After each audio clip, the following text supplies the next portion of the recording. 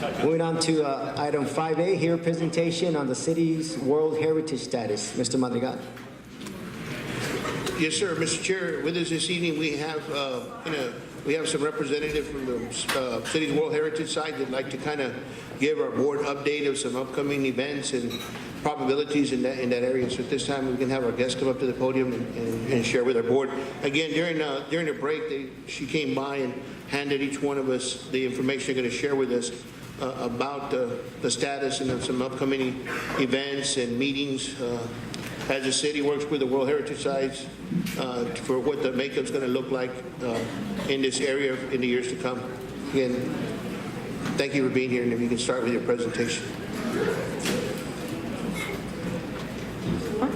Good evening. Thank you for having me here today. My name is Colleen Swain, and I am the first World Heritage Director for the City of San Antonio.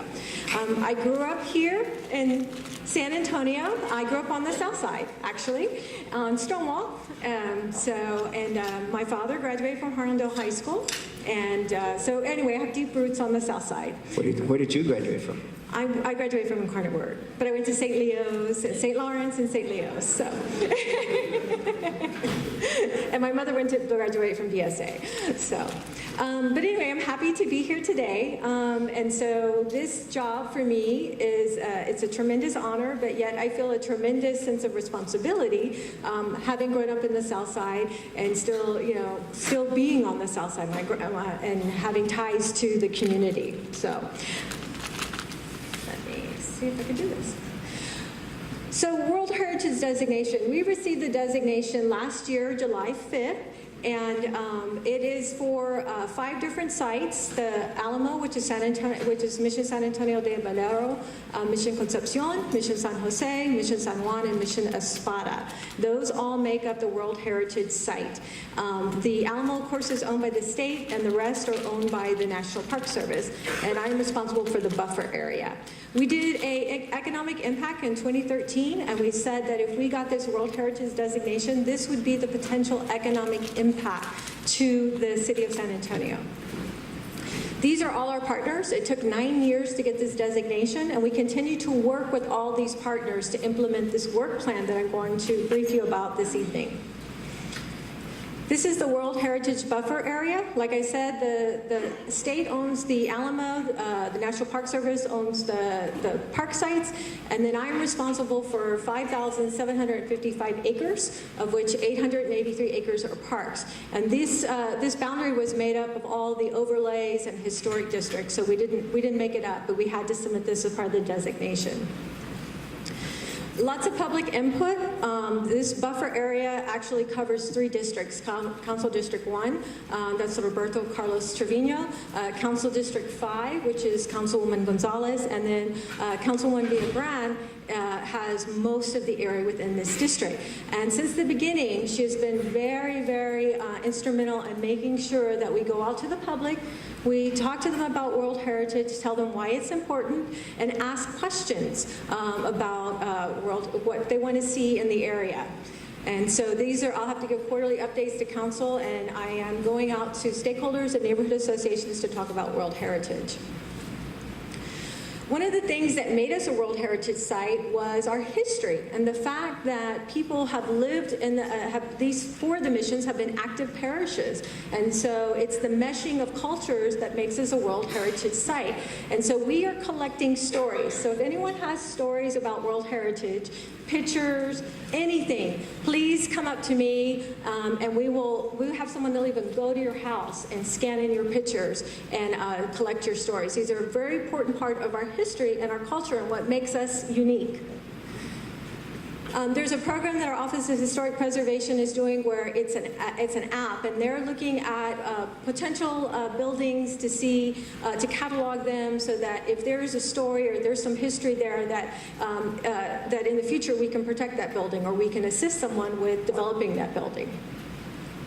This is the World Heritage Work Plan that I'm responsible for. These are all the components that I'll be working on, and I'll brief you quickly on all of these. Infrastructure, we have a bond program. We will be having another, we'll have the voters vote on the bond in 2017. These are the ones from 2012. And right now, they're currently working on the Ashley Hike Bike Trail and Espada Road. So they should have started today on Espada Road, and this will add sidewalks and drainage and the candy cane lights to the road. And it will be closed for about, they have a phasing plan, but for about 14 months till this project is completed. We also have an infrastructure management program with the city, and this is a 5-year rolling program. And so it plans for projects over the 5-year period. However, only this fiscal year is funded. So I'm gathering information right now, and so I will be collecting that information and then going to City Council as part of budget to request more money for the projects that are needed in this area, because we want to enhance the visitor experience. We want people to be able to drive on the roads and people to walk on the roads and not worry about sidewalk gaps. We had our Transportation and Capital Improvements Department. They did an assessment, and this is so far what they've identified within the World Heritage Buffer, that there is $14.8 million in need, and this is street maintenance to bring our streets from a C to an A or an excellent. Utility poles, we've invested a lot of money in our Mission Reach, and we have these great views of Let's Mission Espada. Well, so why mar it with utility poles? So we'd like to figure out how do we underground that utility. Then the $23.5 million, that's an inventory of sidewalk gaps and improvements. So there's a lot of areas where people may be taking the bus to some place, but there's not a sidewalk. So we want to make sure that we have a sidewalk for people to walk on safely. We are looking at transportation. How do people drive to the missions? How do they bike? How do they walk? How do they bus? How do the tours get to the missions? What we found is that VIA does not go to all of the missions. And so they're going to be starting a new route this June 6th that they will announce, and it's called the Viva Cultural Route. Or Viva Culture Route, and that will go all the way from Alamo Plaza to all the missions, with the exception of Espada, until the construction is complete. Driving, we want to make sure that people can find their way to the missions. This includes signage and wayfinding, which I'll talk about later, but also how do they drive. So one of the ideas, and this came up from one of the public meetings, is maybe we should change some of the street names and make Mission Road the road that goes to the missions. And so if you're interested, we want your feedback on this. We have a map of the proposed street names and a survey that's online at missionsofsanantonio.org. But after the presentation, if you'd like to fill out a survey, I can hand you one, because we want to make sure we get public feedback and see how do they feel about the street names. And this is before we even start the city process for renaming. Biking, we want to make sure that people can bike safely to all the missions. The connection from the Alamo to Concepcion needs to be strengthened. But after that, you can get on pretty much on the river, or there's clear bike routes, but we're working on that connection. And this is, again, the bus route. They're actually going to call it Bus Route 40, not 42.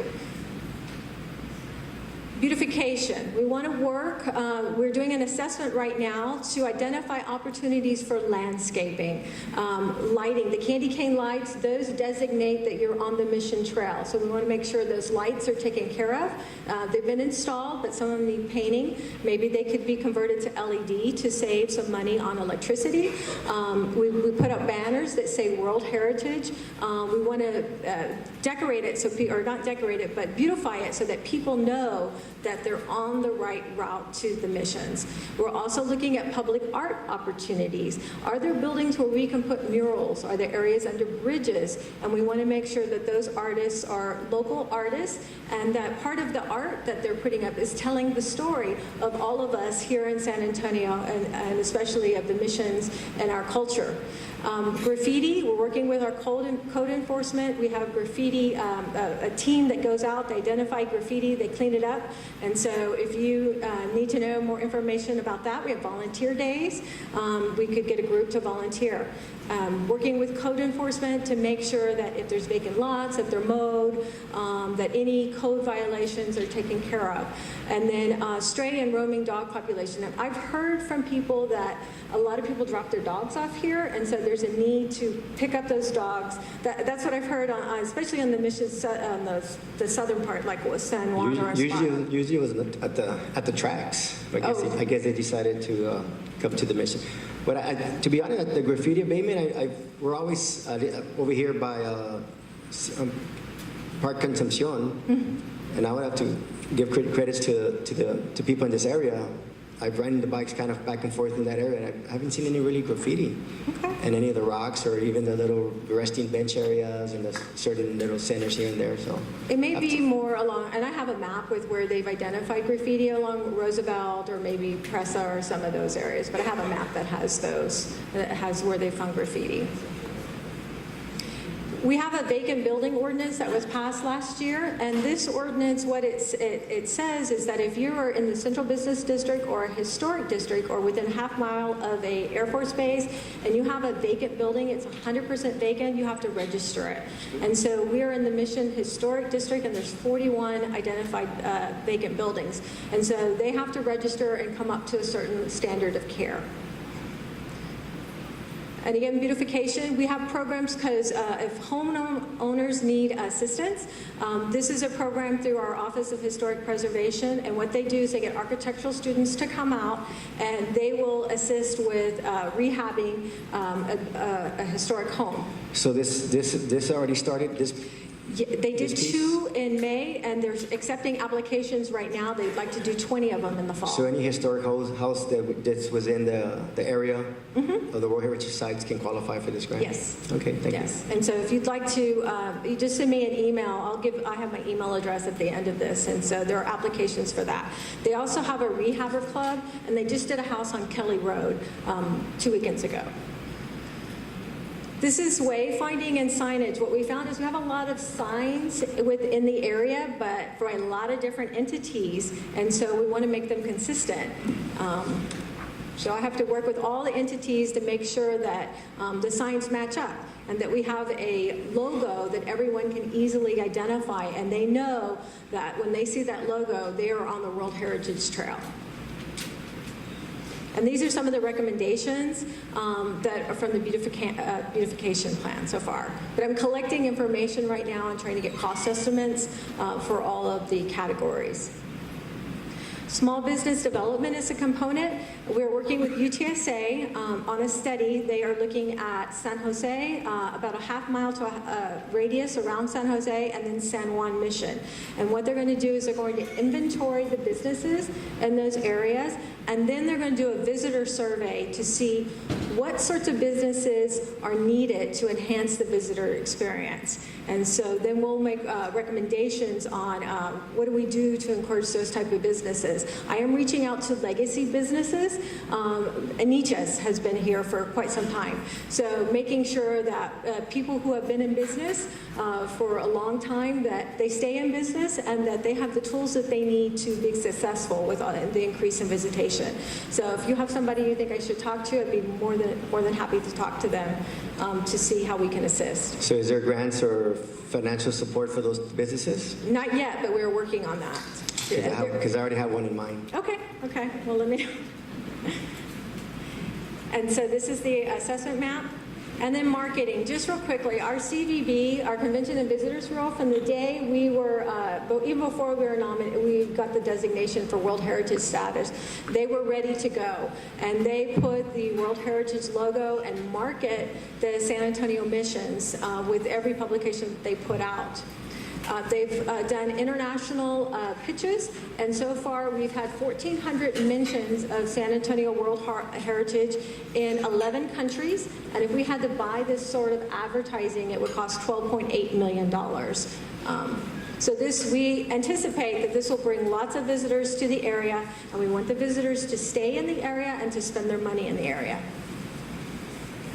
This is an article that was done in the Washington Post. It's been one of our most successful today. And this is American Indians in Texas is a group who worked with our Convention and Visitors Bureau to develop a tour. And we put that tour on our Convention and Visitors Bureau website. And so right now, if you go to our website, there's a National Park Service tour. So you can be a park ranger for the day, go kayaking, do all those sorts of things. But I mention this because if someone has ideas for tours, please talk to me, because because then I can connect you with our Convention and Visitors Bureau, who will help you develop that tour so that it can be put on the website and people can sell that tour. We're looking at doing a mobile website. We want to make sure when people come that they get the information they need. It's history, directions, maybe it's information on where do I go to grab a bite to eat, or where do I get a cup of coffee, on amenities in the area. And so we also want to offer free Wi-Fi. We found that cellular coverage is not all that great at all the missions, so working on figuring out how do we get free Wi-Fi so we can run this mobile internet site there. And then land use. This is, we've got a lot of neighborhood associations, and neighborhood plans, zoning overlays. So we are going out to neighborhood associations, talking to them about what does your neighborhood plan say. And at one of the symposiums, or symposia, was all about land use. And so we got comments on that, and I have copies of that if anyone would like to have a copy before I leave. And asking them, what do you want in the future? What do you see? Do we need to keep it the same? Do we need to change it? And so we will be going out to the libraries, having open houses and a display. And we will be, the closest library here is Pan American Library. And we will have displays at McCreeless and Mission Library and the Central Library. And that'll happen in June, and it'll be up for until July. And that way people can look at the maps, provide their feedback, and we will also have a big public meeting. So if you're interested in land use, please come to me, and I can answer any questions you have on that. And then the last thing is the Alamo. The Alamo is one of the sites, the GLO, the General Land Office, and the Alamo Endowment and the city signed a cooperative agreement, and they are currently undergoing, there'll be a master planning process that will be underway that will be incorporated into our World Heritage Plan. And this is my contact information and my phone number if anybody wants it. And for any information or the street name survey, go to missionsofsanantonio.org, and that is where the street name map and survey is. And please email me with any questions or ideas. I'd be happy to. A quick question. So you mentioned meetings. So when's the next meeting, I guess, for this? I have one that started at 7:30. Today? Actually, yeah, I have another one after this. Oh, okay. But if you have a neighborhood association that you want me to come talk to, I'm more than happy to do that. We will start the land use planning portion in June, and so there'll be open houses, and then there'll be a public meeting then about land use. So how will we get? Can you send us that information to our public information officer, then we can get it out to our community? Yes, Okay. I can make sure you're on the newsletter. Okay, thank you. Mr. Chair, when are you going to meet with the businesses around that area? What I have been doing is I've been reaching out, so if they're to different businesses. So if there's somebody that you think I should talk to, I'll give you my card, and I'd be more than happy to Okay, meet with them. I'm going to need your card because you Okay. haven't come and visited me yet. Okay. What's And I'm your right business? across the street from Mission San Jose. Okay.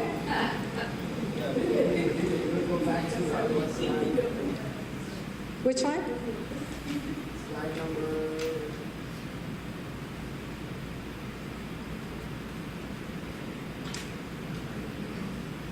Maybe in the front here?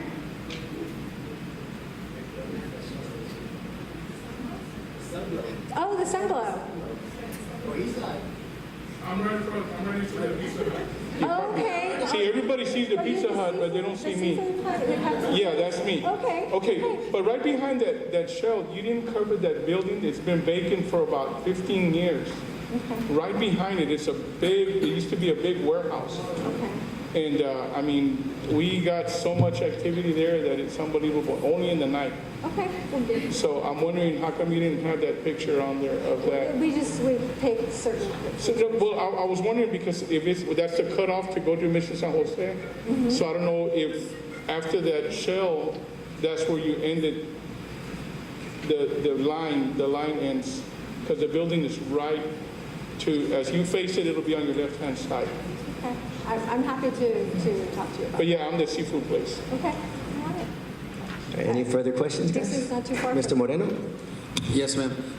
Just curious, so everything's already been authorized in terms of the funding, or are you still looking for for funding for all these projects? No, I'll be looking for funding. What I'm doing right now is doing kind of an assessment, an inventory and assessment. So I know that I'm going to have more need than I have funding for, and so it'll be a combination of things, and I'll have to phase it as well. So bond projects, I'm looking at bond projects. I'm looking at things that I include in the infrastructure management program, things that I might ask for as part of a budget improvement.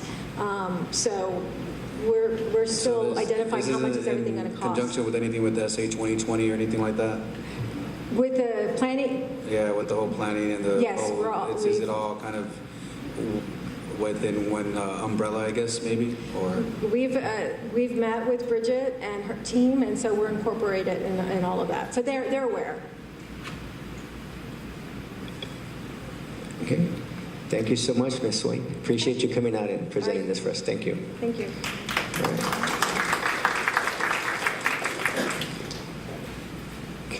Moving on to the next item, and then Winnie, you guys will be next after this. So next one is item 5B, delinquent tax collection report for the year ending December 2015. Thank you. Good afternoon, Mr. Abundis and the board. I'm Lilia Gibson. I'm one of your delinquent tax attorneys with the law firm of Linebarger, Gogan, Blair, and Sampson. And first, we'd just like to say thank you for the opportunity to represent you and to be able to present this report. What you have in your packet is an annual report, but I'll just be giving a very brief summary of it, but happy to answer any questions if you have them. And so in this report, it lets you know what our collection activity has been, along with how much has been collected. Kind of the highlight of that is within the last 6 months, $610,534 has been collected. And so we've got, for your July to June year, 2 more months to go, and we're on track to be where we need to be. One of the things that's very significant about this particular taxing jurisdiction is that 46% of your delinquent tax roll falls under either over 65 deferral or over 65 exemption. So that's actually representing about $1.9 million. So what that means is folks in this category, if they're over 65, they have the ability to defer the payment of their taxes until they either pass away or sell the property, okay? So they have this available to them.